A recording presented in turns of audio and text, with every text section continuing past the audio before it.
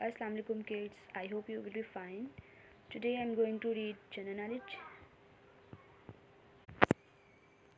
First we have revised our previous lecture. Previous lecture में हमने first 3 question learn किए थे. First question है what is your name?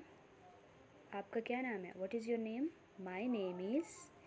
जो आपका नाम है वो आपने बताना है. How many eyes do you have? How many eyes do you have? I have 2 eyes. I have 2 eyes. How many hands do you have? How many hands do you have?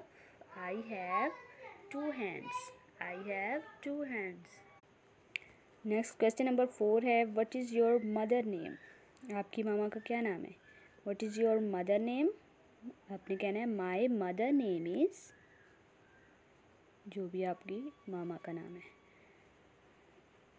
What is your father name?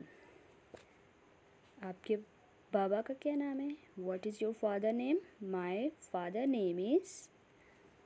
जो भी आपके बाबा का नाम है वो आपने बताना है. Please learn on daily basis. Thank you.